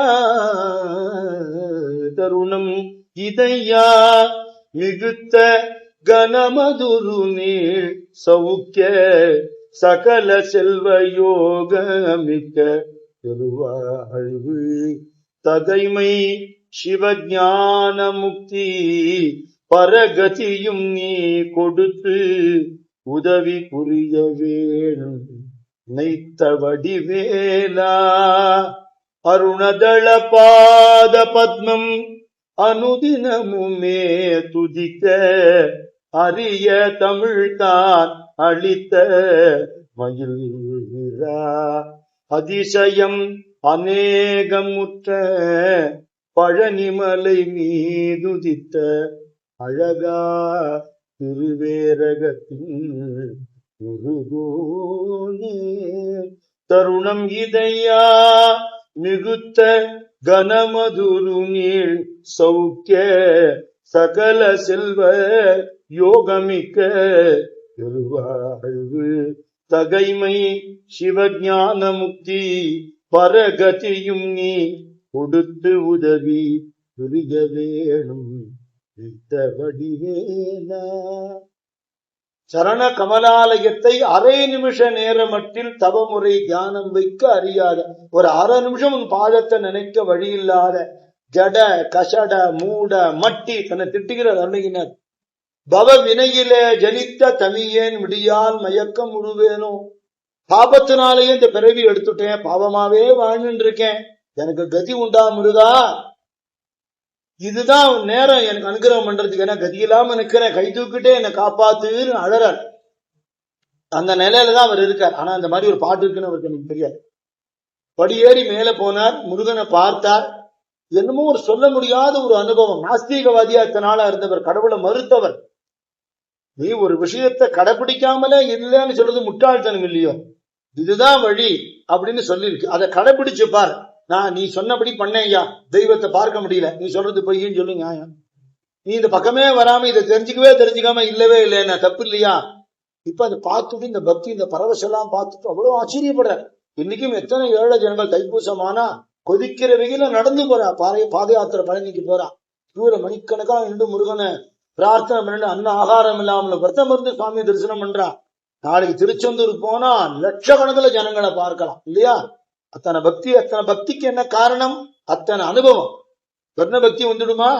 அனுபவம், அவளுக்கு நேரக்கூடிய அனுபவம். இவர் அங்க போனார், சுவாமி தரிசனம் பண்ணினார். தங்கறதுக்கு என்ன இடமா இருக்கு, லாட்ஜா இருக்கு, இல்ல இவருக்கு இடம் காசு கொடுக்கறதுக்கோ வாடகை கொடுக்கறதுக்கோ வசதி இருக்கா? ஒண்ணும் கிடையாது. இருந்த இடம் வழியில தொலைச்சாச்சு. சொன்ன இனிமே நான் அங்க மட்டும் வரமாட்டேன், இங்கேதான் இருக்க போறேன், இங்கே கோவில் எங்கேயாவது ஒரு பக்கம் படுத்துப்பேன், எனக்கு சாப்பாடு வேண்டாம், அவனுக்கு அபிஷேகம் பண்ணின பாலை மட்டும்தான் குடிப்பேன், பிரசாத பழம் ஏதாவது கொடுத்தா சாப்பிடுவேன், அதுவும் வேண்டாம், என்னால முடிஞ்ச அளவுக்கு கோவிலை சுத்தம் பண்ணி பெருக்கி என்னால முடிஞ்ச தொண்டு பண்ணுவேன், என்ன அவன் தான் குணப்படுத்தணும். கல்யாணம் பண்ணினுட்ட, குழந்தையும் நமக்கு பிறந்துடுத்து, நான் கிளம்பி போறேன்னா நீயும் கூட வந்துட்ட, உனக்கு வேணும்னா நீ பிச்சை எடுத்து சாப்பிட்டு கொண்டார் கொண்டாடிட்ட. இது மாதிரி உண்டோ? பிச்சை எடுத்து சாப்பிட்டுக்கோ, பிள்ளைக்கு ஏதாவது ஆகாரம் பண்ணி கொடுத்துரும், நீ வாங்கி ஏற்பாடு பண்ணி கொடுத்து சாப்பிட்டுக்கோ. அந்த அம்மா அப்படி இருந்திருக்காங்க. அவள் என்ன சொல்லணும் இல்லையா? பத்திவர்த்தியானா நீ போயாட போயா, நீ நான் பிறந்த வீட்டுக்கு போறேன்னு சொல்லாமல் பிச்சை எடுத்து சாப்பிட்டு குழந்தைக்கும் கொடுத்துட்டு தானும் எடுத்துட்டு வீட்டுக்காரருக்கு எத்தனை சேவை பண்ண முடியுமோ அத்தனை சேவையை பண்ணியும் முருகனுடைய தொண்டுக்கு உதவியா இருந்திருக்கு. அபிஷேக பால் மட்டும் குடிப்பார், பழம் மட்டும் ஒண்ணு சாப்பிடுவார். எங்கெங்கெல்லாம் புண்ணிய தீர்த்தங்கள் இருக்கோ சண்முக நதியிலேருந்து கொண்டு வருவார், சரவண பொய்கையிலேருந்து கொண்டு வருவார். எல்லாரும் தீர்த்தம் எடுத்துட்டு வந்து சுவாமிக்கு கொடங்கொடமா கொண்டு அபிஷேகம் பண்ண கொடுப்பார். வைத்தவரி போன இடம் தெரியல. அரண்மனை வைத்தியத்துக்கு கட்டுப்படாத வைத்தியம், மந்திரத்துக்கு கட்டுப்படாத வைத்தியம். முருகனுடைய அபிஷேக பாலும் அந்த திருமேனியில பட்ட விபூதியும் அந்த பழமும் குணமாய் கொடுத்து. சத்தியம் இன்னைக்கும் சத்தியம் தானே. நம்பிக்கை இருந்தா என்ன நடக்காது. அதுக்கப்புறம் என்ன பண்ண ஆரம்பிச்சார்? பூனல் போட்டுண்டார். எப்பவோ போட்ட பூனல்லாம் இல்ல, சந்தியாவதனம் கத்துண்டார். திரிகால சந்தியாவதனம் ஒரு வேளையும் 1008 காயத்ரி ஜபம். பிரம்ம முகூர்த்தத்தை எழுந்துருவார். இந்த மனசு அவனை நினைக்கிறதுக்கு, வாக்கு அவன் நாமாவை சொல்றதுக்கு, உடம்பு அவனுக்கு உழைக்கிறதுக்கு தீர்மானம் பண்ணிட்டான். இவ்வளவுதான் வாழ்க்கை. சங்கல்பத்தோட இருக்க. ஆனா முருகனை பத்தி ஒரு பாட்டோ ஸ்தோத்திரமோ ஒண்ணுமே தெரியாது. நீங்க அவனா திருப்புகள் பாடுறோம்னா அதுக்கு மூல காரணமா பகவான் அவர் ஆக்கிறான். என்ன கருணை இல்லையா? அப்போ சித்திர மாச உற்சவத்தின் போது பகவான் உலா வரார். மயில் வாகனத்துல சுவாமி வரார். அந்த காலத்துல எல்லாம் கோவிலுக்குன்னு நியமிக்கப்பட்ட நாதஸ்வரக்காரா இருப்பா. அது மாதிரி நாட்டியம் ஆடுறவா இருப்பா. அவளுக்கு தேவதாசிகள்னு பேரு. தவறான வார்த்தை இல்ல, அது பகவானுக்கு ஆட்பட்டு இருக்கான்னு அர்த்தம். இப்போ ஆம்பளைகளுக்கு சொல்லும் போது எப்படி சொல்றோம்? ராமதாசன், கிருஷ்ணதாசன், முருகதாசன் சொல்றோம் இல்லையோ? அதே ஸ்திரீகளுக்கு சொல்லும் போது தாசின்னு சொல்றது. அவ்வளவுதான். பகவானுக்கு கட்டுப்பட்டு இருப்பா. சாமிக்கு உற்சவத்துக்கு ஆடுவா. யாருக்காகவும் எதுக்கும் வளைஞ்சு கொடுக்க மாட்டா. அப்படிலாம் ஒரு காலம் இருந்தது. கோவிலுக்காகவே தான் இருப்பாவா. கல்யாணமும் பண்ணிக்க மாட்டா. பகவான் தான் அவளுக்கு வீட்டுக்காரர். அப்படி ஒரு சங்கல்பம். அப்படி ஒரு தேவதாசி ஒத்தி அன்னைக்கு முருகன் வீதி விழா வரும்போது அழகான திருப்புகள் பாடி ஆடுறா. அது திருப்புகள்னு அவருக்கு தெரியாது. முதல்ல என்னமோ டான்ஸ் ஆடுறாருன்னு கூட்டம் கூடுறது. இவருக்கு இந்த உலக மோகம் மயக்கம் எல்லாம் அவரை விட்டு வந்துடுச்சு. அவர் ஒரு கல்யாணத்துக்கு 2 கல்யாணம் பண்ணிட்டவர், 6 குழந்தை பத்து 5 பறி கொடுத்தவர், ஏகப்பட்டது சம்பாதிச்சது, நிறைய கோட்டை விட்டவர், விதவிதமா சாப்பிட்டு பழக்கப்பட்டவர். எல்லா போகமும் அவர் விட்டு ஒன்னொன்னா போயிடுச்சு. இந்த போகம் போகத்தினால ரோகம் ரோகத்தினால யோகம் வந்துருச்சு. பகவானே கதிங்கிற எண்ணம் வந்துருச்சு. தெய்வீக வாழ்க்கையில் இருக்கிறவா யாரை பார்த்தாலும் தெய்வமா பார்ப்பான். தப்பா தோணாது. துக்காராம் மகாராஜ் சரித்திரத்தை ஒரு சம்பவம் உண்டு. ஒரு பாண்டரங்க பக்தியே கத்தின்னு இருக்காரு. ஊரெல்லாம் ஒரு கிரகஸ்தனாக குடும்பஸ்தனா இருந்து கூட பக்தி பண்றானே இவன் அப்படிங்கறதுல சில பேருக்கு பொறாம இருந்துடுது. அதுல ஒருத்தன் என்ன பண்ணா, கட்ட எண்ணத்தோட ஒரு நாட்டியக்காரிக்கு பணம் கொடுத்து, நீ துக்காராம மனச மயக்கி அவனை கெட்ட வழிக்கு இழுத்துட்டேன்னா உனக்கு நான் இன்னும் நிறைய பணம் தரேன்னு விதவிதமா அலங்காரம் பண்ணிட்டு அவரை மயக்கிற எண்ணத்தோட போனான். அவளை பார்த்த உடனே விழுந்து நமஸ்காரம் பண்ணினார். அம்மா ருக்மிணி தேவி இப்படி தரிசனம் கொடுக்க வந்துட்டியான்னு கேட்டாரா. இவாள்கிட்டலாம் என்ன செல்லுபடி ஆகும்? ஆகாது. எதையுமே தப்பாவே பார்க்க தெரியாதபடியான ஒரு மனசு அவளுக்கு. அப்படி தேவதாசி ஆடுறா. யாரோ ஒரு பொம்மநாட்டி ஆடுறாளேங்கிற எண்ணம் இல்ல, முருகன் எதிர்க்க யாரோ ஆடுறா. அவ ஆட்டம் முக்கியம் இல்ல, அந்த பாட்டு உள்ள போயிடுது. ரொம்ப அழகான திருச்செங்காட்டாங்குடிங்கிற கணபதீஸ்வரம்ங்கிற ஊர். அந்த ஊர்ல கஜமுகாசுரனை கொன்ன பாபம் போறதுக்காக விக்னேஸ்வர பகவானே அப்பாவை பூஜை பண்ணினார். அசுரனா இருந்தாலும் அவளுக்கும் தபஸ் இருக்கு. நிறைய அசுராள்னா ரிஷி புத்திராள் வேற. ராமரை வச்சு ராவணனை ஸ்துதி பண்றவன்லாம் இருக்கான் இன்னைக்கு. ஆனா ராவணன் ரிஷிபுத்திரன் பிராமணன் நிறைய பேருக்கு தெரியாது. ராமர் பிராமணன் இல்ல. பிராமணன் எங்க வந்தது? தர்மம் அதர்மம்ங்கிறதான கணக்கு இல்லையா? ரிஷிபுத்திரா ஹிரண்யகசிபு கஷ்யபரோட புள்ள. ஆனா அசுரன் தானே. என்ன ஜாதிங்கிறது முக்கியம் இல்லை, என்ன குணம்ங்கிறதுனா முக்கியம் இல்லையா? கஜமுகாசுரனை வதம் பண்ணின பாபம், அசுரனா இருந்தாலும் வதம் பண்ணினா அந்த பாபம் உண்டு. இந்த பாபம் போறதுக்கு முருகப்பெருமான் அசுர வதம் பண்ணினதுக்கு திருச்செந்தூர்ல ஒரு பூஜை பண்ணினார். நம்ம சேங்கனூர்ல ஒரு பூஜை பண்ணினார். முருகப்பெருமானே சிவனை பிரதிஷ்டை பண்ணி பூஜை பண்ணின ஊர் சேங்கனூர். சேங்கனூர் ஆயிடும். விக்னேஸ்வர பூஜை பண்ணினது கணபதீஸ்வரம்ங்கிறது திருச்செங்காட்டாங்குடிங்கிற ஊர். அந்த ஊர்ல சிறுத்தொண்ட நாயனார் இருந்த ஒரு அற்புதமான சரித்திரம் ஒண்ணு உண்டு. அந்த சரித்திரத்தை உள்ளடக்கின ஒரு திருப்புகள் அழகா ஒரு மெசேஜ் இருக்கும், ஒரு செய்தி இருக்கும். ரொம்ப அழகா இருக்கும் திருப்புகள். ஒரு பாட்டையும் அனுபவிக்கிறதுக்கே நமக்கு அவகாசமே போறாது. அப்படி இருக்கும். அந்த கணபதீஸ்வரத்தை சிறுத்தொண்ட நாயனாருக்கு சிவபெருமான் எப்படி பிள்ளைக்கறி கேட்டு அனுக்கிரகம் பண்ணினார் அப்படிங்கிற அந்த லீலை, அந்த சரித்திரத்தை சொல்லி விக்னேஸ்வரரால பூஜை பண்ணப்பட்ட அந்த சிவபெருமான் மேல மகிமையும் சொல்லி அங்க இருக்கக்கூடிய முருகனையும் பாடி அருணகிரிநாதர் பாடினா வங்கார மார்பில் அணிங்கிற அந்த திருப்புகள். அதை பாடி அவ ஆடின்னு இருக்கா. அந்த பாட்டை இவர் கேட்கிறார். இவருக்கு தமிழே தெரியாது. இந்த வாங்க போங்கன்னு பேசுவார தவிர என்ன பள்ளிக்கூடத்துக்கு போல. அப்புறம் இருந்தது பூரா மைசூர்ல. தமிழ் வழக்கு தமிழ் தெரியும், வழக்கு கன்னடம் தெரியும். எதுவுமே எழுதவே தெரியாது அவருக்கு. அப்ப கிட்டத்தட்ட 38 வயசு கிட்ட ஆயிடுச்சு. ஒன்னும் தெரியாது. கை நாட்டுதான் அர்த்தநாரியும் கூட கைது பட தெரியாது. அதனால இது படிக்கவோ இதோடைய தமிழ் அழகோ இந்த சந்தமோ புரிஞ்சுக்கிறதுக்கு வழி இல்லை. சங்கீத ஞானமும் பிரமாதமா கிடையாது. ஆனா அவள் மனசு உருகி பாடுறா. இந்த தேவதாசி எதிர்க்க யாரு வரானா சாட்சாது முருகன் வராருங்கிற எண்ணத்தோட, ஏதோ முருகன் சிலையை கொண்டு வந்துட்டு இருக்கா, இந்த முருகன் எதிர்க்க ஆடுறதுக்கு எனக்கு தொழில், எனக்கு இது காசு கொடுக்குறா அப்படிங்கிற எண்ணம் இல்லாமல் இல்லையா, காசுக்கு வேலை செஞ்சா கூட அதுல ஒரு உண்மை இருக்கணும் இல்லையா. மடத்து கோபி பாகவதர்னு சொல்லுவார், சம்பளம் முக்கியம் இல்லைன்னா தாத்தாக்கு கைங்கரியம் பண்றேன், அது எவ்வளவு ரூபா கொடுத்தாலும் கிடைக்காது, இதை விட நிறைய சம்பாவனை வெளியில போனா கிடைச்சிடும். ரிக்வேத அத்தியனம் பண்ணிருக்கிறதுனால தாத்தா கைங்கரியம் கிடைக்குமா? கிடைக்காது. அந்த எண்ணம் தான் ரொம்ப முக்கியம். அப்படி முருகனுக்காக நான் ஆடுறேங்கிற எண்ணத்தோட அவ இந்த திருப்புகழ் பாடி ஆடுறா. அதை கேட்டார், அவர் வாழ்க்கையில ஒரு பெரிய மாற்றம் உண்டானது. அதை நம்ம நாளைக்கு அனுபவிக்கணும்.